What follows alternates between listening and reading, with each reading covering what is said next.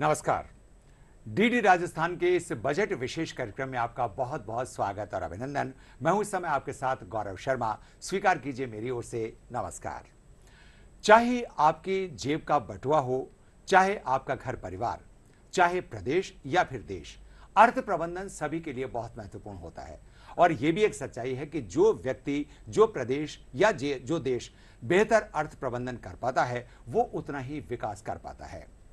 हमारे प्रदेश राजस्थान के लिए यूं तो गीतों में और कविताओं में इसे सोनेरी धरती और चांदी रे आसमान वाला प्रदेश बताया गया है, लेकिन यह भी एक सच्चाई है कि भौगोलिक विषमताओं और मानसून की कमी की वजह से अर्थ हमेशा लिए राजस्थान के लिए बहुत चिंता का विषय बना रहा है।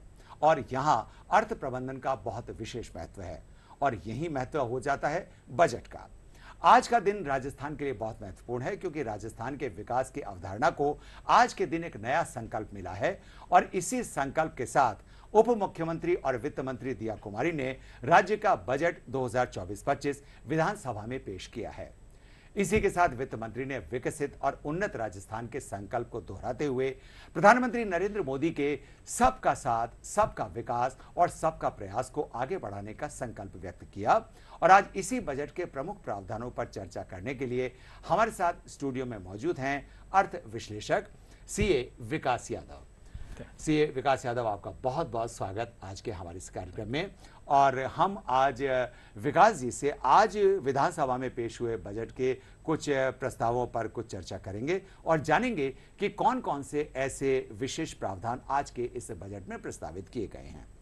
विकास जी, आप पेशे से एक चार्टर्ड अकाउंटेंट हैं, तो और क्योंकि एक चार्टर्ड अकाउंटेंट सीधे तौर पर व्यवसायियों से और उद्यमियों से जुड़े हुए होते हैं, हम सबसे पहले यही जानना चाहेंगे कि व्यापार और उद्योग को बढ़ावा देने के लिए आज के इस बजट में कौन कौन से विशेष प्रावधान किए गए हैं जिनका आप उल्लेख करना चाहेंगे। वैसे तो जो आज जो बजट आया, जो घोषणाएं हुई, वो उद्योग ही नहीं बल्कि सभी चीज़ों का, सभी वर्गों का ध्यान रखते हुए तो मैं इस बजट का स्वागत करना चाहूँगा। लेकिन इस बजट में विशेष ध्यान जो युवा है, जो किसान है, जो महिलाएं हैं, इनके ऊपर सब पे ध्यान दिया गया है। अब मैं विशेष तौर पे बात करना चाहूँ व्यापार की, तो व्यापार में जो सबसे ज़्यादा था कि जो राजस्थान का युवा जो बाहर माइग्रेट करता था, यहाँ पे रोजगार के अवसर पैदा करने के लिए यहाँ पे जो सबसे अच्छी पॉलिसी लाई गई वो अमलगमीशन के रिगार्डिंग पॉलिसी लाई गई। उसमें ये किया सरकार ने कि जो स्टाम्प ड्यूटी पहले कंपनी अमलगमीशन करती थी तो स्टाम्प ड्यूटी जो 4% लगती थी उसको घटाकर 1% किया गया, जो कि एक बहुत ही अच्छा कदम है जिसके तहत अच्छी कंपनियां अमलगमीशन करेगी और राजस्थान में एक अच्छा रोजगार का अवसर मिलेगा। जी, और कौन से ऐसे प्रावधान जिसका उल्लेख करना चाहेंगे? इसके अलावा जो उद्योग के लिए बात करें तो एक ट्रेड पॉलिसी जो गवर्नमेंट ने बनाई है कि टेक्सटाइल इंडस्ट्री को लेकर गवर्नमेंट ने एक पॉलिसी बनाई है जिसमें गवर्नमेंट चाहती है कि एक्सपोर्ट को ज़्यादा से ज़्यादा बढ़ावा मिले। इसके लिए एक्सपोर्ट पॉलिसी बनाई गई है। जो लघु उद्योग है उनका ज़्यादा से ज़्यादा उनको ऋण मिल सके काम करने के लिए, तो एक MSME पॉलिसी बनाई गई है। तो काफ़ी सारी ऐसी चीज़ें लाई गई है जिससे एक उद्योग को बढ़ावा मिल सके और अच्छे से लोग उद्योग में और व्यापार कर सके। जी, हम इस बजट में जो प्रावधान किए गए हैं उसके एक एक करके हम हर वर्ग से जुड़ी हुई बात करेंगे। एक जो बात आज के इस बजट भाषण में देखी गई वो विशेष रूप से हम उल्लेख ये करना चाहेंगे कि उप मुख्यमंत्री और वित्त मंत्री दिया कुमारी ने इस बजट में कई बार प्रधानमंत्री श्री नरेंद्र मोदी के विजन और उनकी योजनाओं का उल्लेख किया और कहीं ना कहीं राज्य के बजट को भी उससे जोड़कर अपने प्रावधानों को पेश किया। विकास जी, हमारा प्रश्न आपसे यही रहेगा कि कई बार हम शब्द सुनते हैं डबल इंजन की सरकार, तो क्या आज के बजट को के प्रावधानों को सुनकर और आज के बजट के भाषण को सुनकर क्या आपको लगता है कि प्रधानमंत्री नरेंद्र मोदी के जो विकसित भारत का जो विजन है, जो उन्होंने 2047 तक भारत को एक विकसित भारत के रूप में परिवर्तित करने का जो संकल्प व्यक्त किया है, ये राज्य का बजट उसी दिशा में एक प्रयास है और प्रदेश की तरफ से भी एक प्रयास किया गया है? बिल्कुल सर, जो चीज़ें जो देखने को मिलती है कि सेंटर में गवर्नमेंट है, राजस्थान में गवर्नमेंट है, तो कुछ जो पॉलिसी जो घोषणाएं की गई वो बिल्कुल सेंटर से अलाइन घोषणाएं की गई। जैसे आज मैं बात करूं मेट्रो के लिए, तो मेट्रो के जयपुर में विकास के लिए जो मेट्रो की बात की गई वो भी सेंटर से उन्होंने जेवी करने की बात करी कि सेंटर के साथ जेवी करके जयपुर जो मेट्रो है उसका विकास जितनी तेज गति से हो पाए, तो जो समस्या है, ट्रैफिक की जो समस्या है जो जयपुर जूझ रहा है, उससे समाधान मिल सकता है। जी, एक बहुत महत्वपूर्ण जो वर्ग है वो है, और एक बहुत महत्वपूर्ण क्षेत्र है वो है चिकित्सा का। और चिकित्सा के क्षेत्र में बहुत सारे ऐसे प्रावधान किए गए हैं, और जो चिकित्सा क्षेत्र में लगभग 8.26% का योगदान रहा है पूरे बजट को अगर देखें तो। चिकित्सा के क्षेत्र में विकास जी ऐसे कौन से विशेष प्रावधान किए गए हैं जो आज के इस बजट भाषण में महत्वपूर्ण रहे? बिल्कुल, आपने जो बताया कि 8.26% जो बजट जो स्वास्थ्य के लिए लिया गया है, उसमें 1500 डॉक्टर्स की नई भर्ती उन्होंने उसमें डाली है। कि जो नए जैसे गांव क्षेत्र के ऊपर जो अपन बात करें, उसमें नए हॉस्पिटल जैसी व्यवस्था की गई है, ताकि जो आम जनता है वो उनको एक अच्छे से उनके जो स्वास्थ्य से संबंधित जो है वो सेवाएं ले सके। इसके अलावा एम्बुलेंस, जो हम बात करें कि एम्बुलेंस जब आती है तो उसमें इतनी फैसिलिटी नहीं होती, इसके रिगार्डिंग उन्होंने कुछ एम्बुलेंस में और बढ़ावा किया है, जो तुरंत जो उपचार की अपन बात करें उसमें उनके लिए बेहतर सुविधाएं प्रदान के लिए जी, उसमें विकल्प दिया है इसमें। जी, हमारे देश को युवाओं के देश के रूप में एक बहुत बड़ी पहचान मिली है। ये देश युवाओं का देश माना जाता है, और युवाओं को लेकर के केंद्र सरकार की तरफ से भी काफी प्रयास किए गए हैं, और युवा का सबसे बड़ा सीधा संबंध होता है रोजगार से। विकास जी, आज के इस बजट में नई युवा नीति के बारे में भी कुछ प्रावधान किया गया है, कुछ उल्लेख किया गया है। क्या है वो नई युवा नीति, और किस तरह से उसके प्रावधान और नए रोजगार के अवसर सृजित किए जाने का इसमें प्रावधान किया गया है? बिल्कुल, इस बार जो बजट है इसके अंदर युवा नीति 2024 जो पहली बार एक युवा नीति लाई गई है, जिसके तहत जो स्टार्टअप है, जो युवा है वो एक नई स्टार्टअप के रिगार्डिंग काम करना चाहे तो उनके लिए भी उन्हें बजट की व्यवस्था की गई है कि जो युवा अपना खुद का रोजगार भी करना चाहे तो उसके लिए उन्होंने किया है। इसके अलावा मैं बात करूं रोजगार के लिए, तो 5 साल में जो 4 लाख नौकरियां का घोषणा की है वो युवाओं को मिलेगी।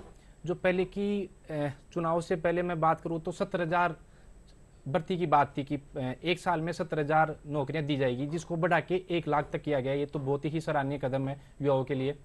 जी, और कौन से ऐसे प्रावधान है नई युवा नीति से संबंधित जो इस बजट में किए गए हैं? जैसे मैं बात करूं फिनटेक सिटी का इन्होंने जिक्र किया है कि कुछ शहर ऐसे हैं जहां पे फिनटेक सिटी बनाई जाए। फिनटेक का मतलब टेक्नोलॉजी और फाइनेंशियल दोनों को मिला के एक ऐसी सिटी तैयार की जाए जिसमें युवाओं को रोजगार मिल सके। जैसे हम बात करते हैं कि आईटी सेक्टर की कंपनियां हैदराबाद में है, पुणे में है, बेंगलुरु में है, उसी तर्ज पे राजस्थान सरकार चाहती है कि ये रोजगार यहीं उपलब्ध हो, ताकि जो युवा बाहर माइग्रेट करते हैं वो ज़्यादा से ज़्यादा राजस्थान के अंदर ही रोजगार मिल सके। जी, तो हम उम्मीद कर सकते हैं कि इस बजट में जो प्रावधान किए गए हैं उससे राजस्थान के युवा को अधिक से अधिक रोजगार के अवसर उपलब्ध हो सकेंगे, जो निश्चित रूप से युवा वर्ग के लिए और बहुत महत्वपूर्ण और एक सकारात्मक कदम है। कृषि एक बहुत महत्वपूर्ण एक वर्ग है, और हमारे अन्नदाता वर्ग का ध्यान हर सरकार हर बजट में रखती है। यादव जी, इस बजट में कृषि क्षेत्र के लिए क्या विशेष प्रावधान किए गए हैं, और अन्नदाता वर्ग को लाभान्वित किए जाने के लिए सरकार का क्या विजन है? बिल्कुल, जो कृषि है वो हमारे राजस्थान विकास में काफ़ी अच्छा योगदान है, काफ़ी अग्रणी रही है। तो इसी के लिए जो 1,45,000 जो न्यू कनेक्शन देने की बात कही है, जो किसानों के कनेक्शन पेंडिंग थे, कि जो कृषि के लिए जो कनेक्शन लगाए गए थे वो 1,45,000 कनेक्शन पेंडिंग थे, जिनको अप्रूवल की बात कही गई है। इसके अलावा जो स्पेसिफिक फसल की बात करूं मैं, या फसल के लिए ऋण की व्यवस्था की गई है, मुफ्त ऋण जिसकी मैं बात करूं, जिसमें गवर्नमेंट ने कहा है कि 736 करोड़ रुपए के अप्रोक्स ब्याज का जो मुफ्त ऋण मिलेगा, उसमें ब्याज के अनुदान में वो 736 करोड़ रुपए काम में लिया जाएगा। और अगर कृषि की बात करें तो कृषि के क्षेत्र में 25,000 करोड़ रुपए का एक जो कृषि बजट है वो अलग से पेश किया गया। ये अलग से कृषि बजट पेश किए जाने के पीछे सरकार का क्या उद्देश्य रहा है, और क्या आपको लगता है कि ये कृषि क्षेत्र के लिए ज्यादा महत्वपूर्ण है? बिल्कुल, काफी समय से किसानों के लेके मांग उठ रही थी कि किसान में जो कभी प्राकृतिक आपदा भी आ जाती है, जिससे जो फसल होती है वो बर्बाद हो जाती है। तो काफ़ी सारी चीज़ें हैं जिनको ध्यान में रखते हुए लगभग 35 लाख किसानों को ये फायदा पहुंचाने के लिए पूरी बजट की व्यवस्था की गई है। इंफ्रास्ट्रक्चर डेवलपमेंट किसी भी सरकार की पहली प्राथमिकता होती है और चाहे केंद्र की सरकार की बात करें या प्रदेश सरकार की, आधारभूत संरचना का विकास सभी की प्राथमिकता रही है। बड़ी मात्रा में हाईवेज, एक्सप्रेस हाईवेज और पुलों का निर्माण हो रहा है। विकास जी, आज के बजट को लेकर के भी हम आपसे जानना चाहेंगे कि इस बजट में प्रदेश के इंफ्रास्ट्रक्चर डेवलपमेंट यानी आधारभूत संरचना के विकास के लिए क्या प्रयास किए गए और कौन से ऐसे विशेष प्रावधान किए गए हैं जिनका आप उल्लेख करना चाहेंगे। इस बजट में जो इंफ्रास्ट्रक्चर डेवलपमेंट की बात करें तो इसमें पूरा ध्यान रखा गया है। इसमें 9 ऐसे एक्सप्रेस हाईवे जोड़े गए हैं जिनको प्रस्तावित किया गया है, ताकि जो एक प्रदेश से दूसरे प्रदेश में जो सड़क की अपन बात करते हैं तो उनके कनेक्टिविटी में आसानी रहे, इसके लिए एक्सप्रेस हाईवे दिए गए हैं जी। इसके अलावा लगभग 2750 किलोमीटर एक्सप्रेस हाईवे प्रस्तावित किए गए हैं, जिसकी डीपीआर की लागत लगभग 30 करोड़ रुपए है जी। ताकि जो सड़क जिसकी हम बात करते हैं, जैसे आज मैं बिजनेस से इस चीज़ को जोड़ना चाहूँ कि ट्रांसपोर्टेशन से जो लागत आती है, ट्रांसपोर्टेशन की जो समय लगता है, उसकी बचत हो पाएगी। ये एक प्रदेश के लिए बहुत ही अच्छी घोषणा है जी। और आपने अगर जो विकास के साथ में ट्रांसपोर्टेशन की बात की, तो परिवहन भी निश्चित रूप से एक बहुत महत्वपूर्ण क्षेत्र है जिस पर सरकारों का काफी फोकस रहता है। परिवहन के क्षेत्र की अगर बात करें तो आज का राजस्थान सरकार का जो बजट है उसमें ऐसे कौन से प्रावधान हैं जिनका आप उल्लेख करना चाहेंगे। परिवहन की बात करूं तो पहले ऐसे था कि रोडवेज को लेके एक बना हुआ था कि रोडवेज को शायद बंद किया जाए, लेकिन इसके ऊपर अच्छा कदम उठाया है सरकार ने कि 500 बसें रोडवेज की ओर ली जाएगी, जिसमें लगभग 300 बसें जो रहेगी वो इलेक्ट्रिक बेस रहेगी। और मैं बात करूं तो गवर्नमेंट ने कहा है कि 800 ऐसी जो रेंट बेसिस अपन बात करें, सर्विस बेसिस बसें ओर ली जाएगी। और जो बस डिपो है, रोडवेज के बस डिपो है, उनको भी एक डेवलपमेंट किया जाएगा। तो ये जो परिवहन की बात कर रहे थे कि रोडवेज को बंद होने का जो है, लेकिन इस क्षेत्र में और आगे इसमें बढ़ोतरी की बात की गई है। यानी कि एक तरफ तो इस अवधारणा को पूरी तरह से समाप्त किया गया है कि राजस्थान परिवहन निगम को समाप्त किया जाएगा, बल्कि उसमें और बढ़ोतरी का प्रावधान किया गया है। राजस्थान को ऊर्जा की दृष्टि से बड़ा महत्वपूर्ण प्रदेश माना जाता है और विशेष रूप से जो रिन्यूएबल एनर्जी है उसके लिए, चाहे वो सोलर एनर्जी हो, चाहे वो वायु से पैदा होने वाली बिजली की बात हो, राजस्थान बहुत महत्वपूर्ण माना जाता है। यादव जी, हम आपसे जानना चाहेंगे कि ऊर्जा और रिन्यूएबल एनर्जी के क्षेत्र में इस बजट में क्या विशेष प्रावधान किए गए हैं। जैसा कि राजस्थान में हम व्यापार की बात करें, चाहे हम एक घर की बात करें, जो एक बिजली की जो समस्या थी उसके लिए गवर्नमेंट ने एक सोलर के ऊपर विशेष फोकस दिया गया है, ताकि जो हम बात करें कि जिस कैपेसिटी के ऊपर व्यापार में प्रोडक्शन होता है, कुछ भी होता है, तो उसमें जो बिजली की जितनी मात्रा, कंटिन्यूटी जितनी जो कटौती होती है, उसकी वजह से व्यापार के ऊपर काफ़ी फर्क आता है। तो जो सोलर की बात करें या बिजली की बात करें, जिससे बिल्कुल अच्छी तरह से व्यापार हो पाएगा। और जो गाँव में भी बिजली की बात कही गई है, उस सोलर से उसकी बिजली की पूर्ति की जाएगी। जी। राजस्थान की अगर बात करें तो राजस्थान पर्यटन के लिए दुनिया भर में प्रसिद्ध है। राजस्थान की स्थापत्य कला, यहाँ के किले, महल, यहाँ की संस्कृति सभी दूर दुनिया के पर्यटकों को इनवाइट करते हैं और काफी आकर्षित करते हैं। पर्यटन विकास के लिए विकास जी, इस बजट में कौन से विशेष प्रावधान किए गए हैं जिससे हम ये उम्मीद कर सके कि आने वाले समय में पर्यटन का और विकास देखने में आएगा। बिल्कुल, जो पर्यटन को लेके जो राजस्थान है उसमें काफ़ी ऐसे क्षेत्र हैं जो वास्तव में टूरिज्म को बढ़ावा दे सकते हैं, जिस पे अभी तक इतना ध्यान नहीं था। लेकिन इस बार एक पर्यटन के लिए एक अलग से गठन किया गया है, एक बोर्ड का गठन किया गया है, जिसके तहत पर्यटन को बढ़ावा मिलेगा। जिसमें मैं बात करूँ, काफ़ी किले हैं जिनको इस पर्यटन में जोड़ा गया है, ताकि ज़्यादा से ज़्यादा जो टूरिज्म की बात करें वो राजस्थान तक लोग पहुँच पाए। जी, तो हम ये कह सकते हैं कि पर्यटन के क्षेत्र में भी इस बजट से काफ़ी एक गति आने की संभावना हो सकती है।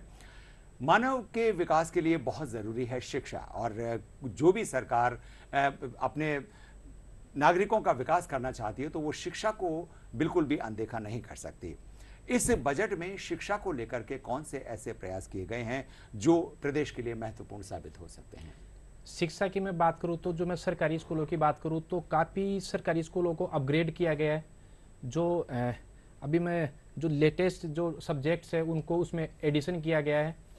जो 8वीं 10वीं और 12वीं के जो मेरिट वाले जो छात्र हैं उनको टेबलेट, लैपटॉप और फ्री इंटरनेट देने की घोषणाएं की गई है, ताकि जो युवा अच्छा जो शिक्षित वर्ग की मैं बात करूँ तो उनको और बढ़ावा दिया गया है, ताकि जो मेरिट वाले बच्चे हैं वो और राजस्थान का एक नाम रोशन करें। जो भी आधारभूत सुविधाएं जिनको नहीं मिल पा रही उनको उनसे प्रोवाइड करवाने की पूरी इसमें प्रस्ताव रखा गया है, जो कि बहुत ही शिक्षा के क्षेत्र के लिए बहुत ही जरूरी था। जी, जब हम विकास की बात करते हैं तो विकास के साथ सीधे तौर पर जुड़ा हुआ होता है पर्यावरण संरक्षण।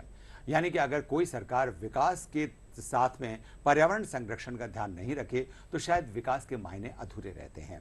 विकास जी, हम जानना चाहते हैं कि पर्यावरण संरक्षण के लिए और पर्यावरण के क्षेत्र में इस बजट में ऐसे कौन से प्रावधान किए गए हैं जो आप महत्वपूर्ण मानते हैं? पर्यावरण संरक्षण के लिए जो पहले भी मुख्यमंत्री जी ने घोषणा की थी कि 7 करोड़ पौधे लगाने की जो बात कही थी, वो इस बार भी इस बजट में भी उसको ध्यान में रखा गया है कि ज़्यादा से ज़्यादा पौधे लगाए जाए। और मैं बात करूँ व्यापार में भी, तो ऐसे क्षेत्रों के ऊपर ज़्यादा ध्यान दिया गया है जिससे जो वेस्ट होता है, जो पर्यावरण के लिए नुकसानदायक होता है, उसको वेस्ट को, जैसे मैं बात करूँ ठोस जो भी वेस्ट निकलता है उसको प्रोसेस करने के लिए प्रबंधन की दृष्टि से काफी महत्वपूर्ण किया गया है, जिससे जो पर्यावरण है वो सुरक्षित रह सके। इसलिए काफी प्रोसेसिंग यूनिट्स भी उन्होंने बनाई है कि जो कचरा निकले, उसका जो वेस्ट निकले, जो उसको प्रोसेस होके, ताकि वो पर्यावरण में घुल के एक जो प्रदूषित वातावरण की बात करें उससे हमें सुरक्षा मिल सके। जी, और आपको धन्यवाद देने से पहले और कुछ ऐसे प्रावधान जो आप बताना चाहें जो आपको लगता है कि निश्चित रूप से राजस्थान के विकास के लिए महत्वपूर्ण साबित होंगे, ऐसे कौन से प्रावधान इस बजट में किए गए हैं? इस बजट में एक मैं जल की बात करूं जो राजस्थान की प्रमुख समस्या रही है जी। उसके तहत भी जो जल जीवन मिशन है उसके तहत भी उसको भी बढ़ाया गया है। लेकिन पहले भी जल जीवन मिशन को लेके काफ़ी अनाउंसमेंट, काफ़ी घोषणाएं हुई, लेकिन धरातल के ऊपर उतना उस गति से विकास नहीं हो पाया जिस गति से विकास होना चाहिए था। जी। तो उम्मीद करता हूं कि इस बार जो घोषणाएं हुई वो उतनी जल्दी जिस गति से उनको होनी चाहिए उस गति से वो पहुंचे, ताकि जितना जल्दी जो जल की समस्या है वो दूर हो सके। एक अमृत 2.02 के ऊपर भी बात की गई है इस बजट के अंदर। उसमें अमृत की बात करूँ तो इसमें ओनली जल ही नहीं, बाकी मैं सीवरेज की बात करूँ, एक संपूर्ण विकास को लेके इस पे चर्चाएं हुई जो बहुत ही अच्छी है।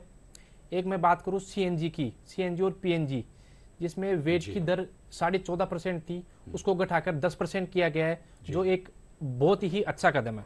जी, और अगर हम आपने जल संसाधन की बात कही तो जब राजस्थान की बात करते हैं तो चाहे वो पीने का पानी हो, चाहे वो खेती से जुड़ा हुआ पानी हो, राजस्थान के लिए बहुत महत्वपूर्ण है। और जब इस सरकार ने अपना पदभार संभाला तो राजस्थान को एक बहुत बड़ी एक परियोजना के रूप में सामने आई थी ईआरसीपी, यानी कि ईस्टर्न राजस्थान केनाल प्रोजेक्ट। और मध्य प्रदेश सरकार के सहयोग के साथ में एक द्विपक्षीय और त्रिपक्षीय समझौते के साथ ईआरसीपी को आगे बढ़ाने की बात सामने आई थी और एक बहुत बड़ा एक सकारात्मक संदेश गया था। विकास जी, हमारे राजस्थान की बहुत बड़ी एक समृद्धि पूर्ण बात है यहाँ के धार्मिक स्थल, और इस बजट में खाटू श्याम जी को एक बहुत बड़े पर्यटन स्थल के रूप में, एक धार्मिक पर्यटन के स्थल के रूप में विकसित किए जाने का संकल्प व्यक्त किया गया है। इसके संबंध में आपका क्या कहना है कि किस तरह से ये जो प्रावधान है वो महत्वपूर्ण साबित हो सकता है? बिल्कुल, इसमें जो खाटू श्याम जी की जो बाबा के लिए लेके जो 100 करोड़ रुपए की कॉरिडोर बनाने के लिए एक प्रावधान किया गया है, जो कि जो हर बार जैसे भीड़ बढ़ती जा रही है तो एक जो धार्मिक स्थल के ऊपर जो आते हैं जनता, उनके सुरक्षा के मद्देनजर रखते हुए किया गया है। इसके अलावा मैं बात करूँ तो राज्य के 600 ऐसे मंदिर जिनके सजावट के लिए भी गवर्नमेंट ने कदम उठाया है कि जब त्यौहार हो या उन मंदिरों की सजावट के लिए भी एक अलग से बजट बनाया गया, तो ये एक धार्मिक भावना को ध्यान में रखते हुए बहुत ही अच्छा कदम है। इस समय डबल इंजन की सरकार की बात अक्सर की जाती रही है।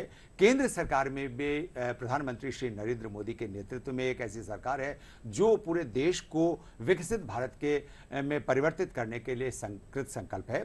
क्या आपको लगता है कि ये बजट उस विकसित भारत के संकल्प को आगे बढ़ाने में एक मददगार साबित होगा?